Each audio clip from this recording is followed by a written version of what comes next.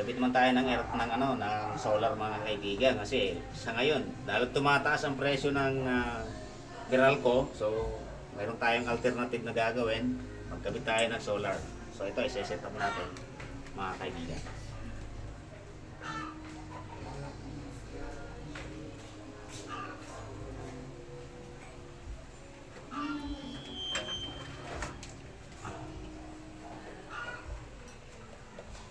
Ganyan na, mamaya-maya.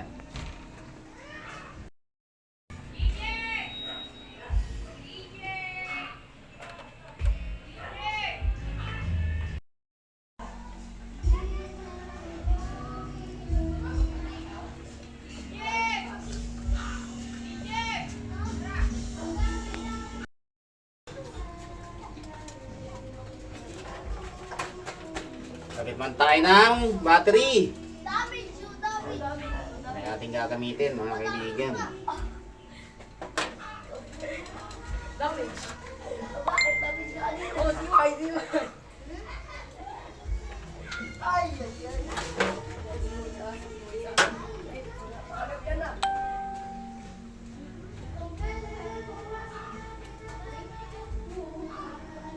Whoop! Yeah!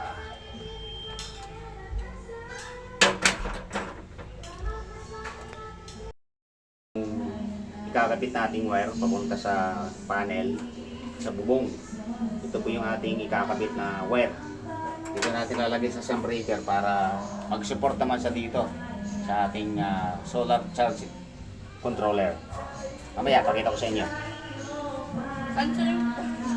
Wait lang yung touch mo dyan. Pangit ka rin, oh. Like, hindi. Ito na mga kaibigan, tapos ko nang install yung ating battery inverter. So, testing tayo kung talagang goods na to. So, may yung barena, sinasagod din sa inverter para ito. Ayan. Wow! Babang! Grabe! Success ang ating activity for today. Installation of battery ng solar, tapos yung inverter, tapos yung solar controller, charge controller, tapos yung ating mga breakers. So, nadagdagan ko pa to para maging maganda, lalong maging successful yung ating activity. Panel board na lang kulang. Panel board na lang ang kulang ko.